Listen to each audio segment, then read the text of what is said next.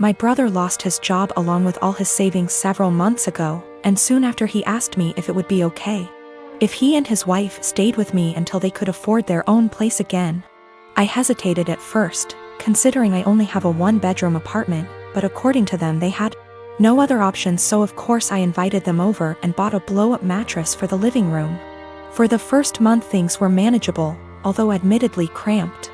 Then my brother told me that sleeping on the mattress was giving him back pains.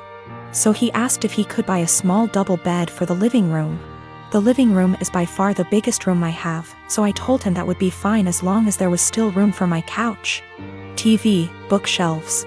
The living room is also connected to my kitchen in an open plan style.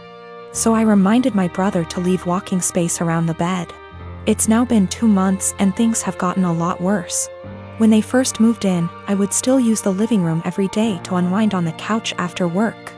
Now whenever I go in, there's a strange vibe like I'm intruding. My brother and his wife are often sitting in bed together when I go in. I always knock and stare at me pointedly until I leave. Sometimes when I sit down they will directly ask me for some alone time and say they would like the room to themselves. This came to a head yesterday when my sister-in-law messaged me with a timetable she'd made of when it would be a good time for me to use the living room. The timetable basically says that they will allow me into the room for an hour each evening, plus 20 minutes around meal times. I basically shut her down instantly and told her there was no way I'd be following the timetable since in the end it's my apartment. She sent me back a huge message with a dozen paragraphs about how my constant presence was ruining her marriage with my brother and they feel like they have no privacy.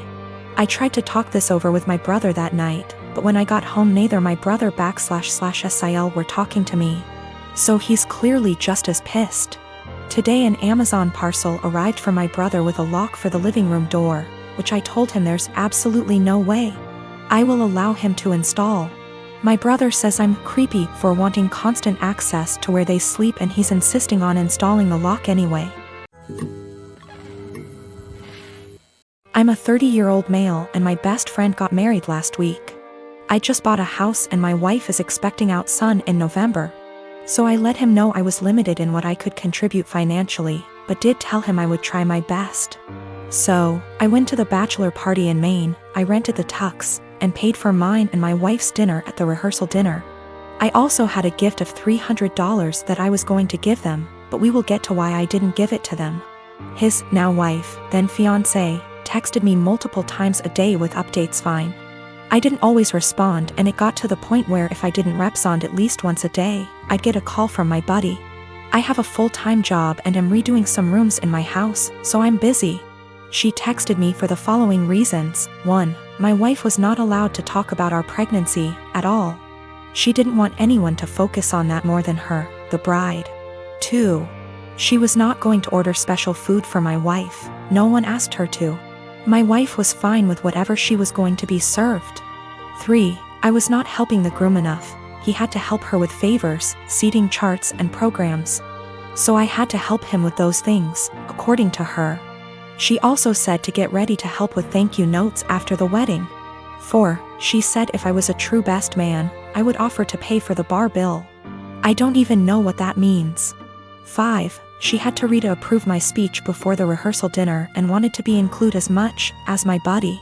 She told me to make up things if I had to. I was also not allowed to include anyone but the two of them and no inside jokes or stories about my buddy that didn't include her. 6. Her last text said to tell my wife to keep it together and not make a pregnancy scene during the wedding. Also, she wanted her to choose a dress that downplayed her pregnancy as much as possible. I was just so aggravated. I spoke to my friend to see if he could reason with her. He told me to just play ball on this one, it's her day, and to cut him a break, because he'd be dealing with her nonsense for the rest of his life. I was annoyed but calmed down. The day of, all the bride and my buddy do is scold me, berate me and bark orders. I head down to the bar for a drink. The bride's mother is there and warns me not to get drunk because I've ruined her daughter's day enough. I didn't give them the card with the cash and in the speech. I used my friend's exact wording about having to deal with her nonsense for the rest of his life. I wished them the best and told him I'd always be there for him, especially during the divorce. now both of my kids, 16-year-old son and 9-year-old daughter. And my ex are extremely mad at me because I won't give up my appointed time with them. My son won't even talk to me and my daughter is crying all the time. Me and my ex divorced shortly after my daughter was born. I blame him for it and he blames me. I won't go into detail here. We ended up with a 50/50 custody agreement, switching every other week. While this was 8 years ago, we're still not on good terms. We rarely ever talk to each other outside of the kids, and I'm perfectly fine with that. One thing we have agreed on since the beginning though is that we don't plan things on days that aren't ours. And unless it's extremely important, we don't switch days or weeks. In the 8 years since we've been divorced, I have never asked him to have the kids on a day that isn't mine, and I've never given him one of my days even if he begged. Well, last week my ex contacted me and told me the good news. His parents are hosting a week-long family reunion in the summer at Disneyland and he wants to take the kids. Well, the problem is that it's on one of my weeks. He asked me to let the kids stay with him that week or to switch a week with me, and I shot him down. It's my week with them and I get to spend it with them. I told him if it's so important to him to reschedule, but he claims his parents can't do that and this is the only week that the whole family can go, and he told me that I need to think of them. I told him tough luck and hung up on him. Well, this last Sunday when my ex dropped the kids off with me, my son refused to talk to me at all and my daughter wouldn't even look at me. When I asked my ex what was wrong, he refused to talk to me, only saying ask them in a snarky tone before leaving. When I asked my daughter what was wrong, she burst into tears and said that I was not letting daddy take them to Disneyland. Asking my son, who still refuses to talk to me. It turns out that my ex told them I was not letting them go to Disneyland with him. He's trying to paint me as the bad guy. I sat both of them down last night to talk to them and explain it's my week with them, but they refuse to listen to me. My daughter just cried and my son told me I'm only doing this to get back at my ex. I think it's unfair for him to do this when his parents scheduled it during my time with them. I demanded an apology from my ex and him to set things straight, but he refuses, and his last text to me being, "Can't tell them the truth 'cause they already know it." I'm so pissed right now. I am 25 years old, my brother is 22. He lives with me since he moved out of our parents' house, reasons are irrelevant.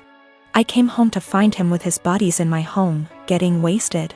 I was pissed because he never asked if he could have people over. I'm an adult OP, I can do what I want. Apparently he and his friends were throwing a bullet-dodged party. He had been seeing this girl for a bit. She texted him letting him know that she was pregnant, but planning to abort the baby. She asked if he could financially help her pay for the operation. He blocked her. I was horrified.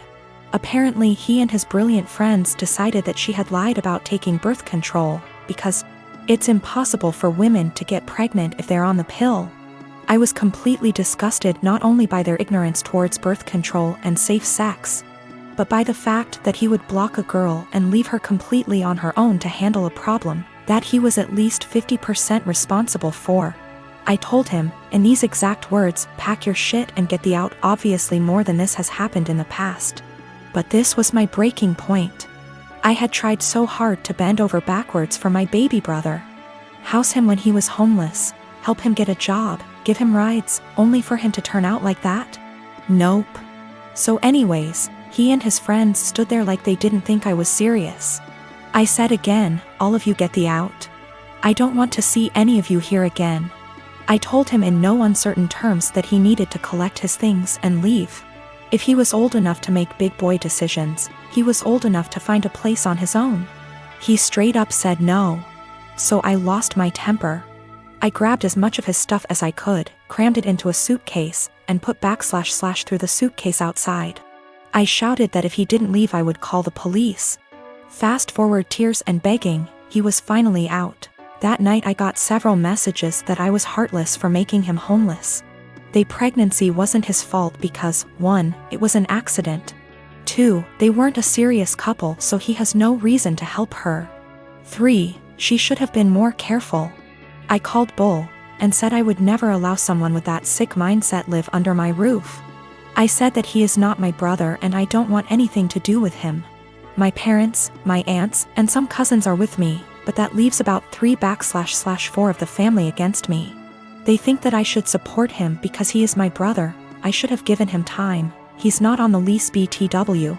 And he was supposed to pay rent but often didn't, and the punishment just didn't fit the crime. I am currently trying to track the girl down. She is an old work colleague of his.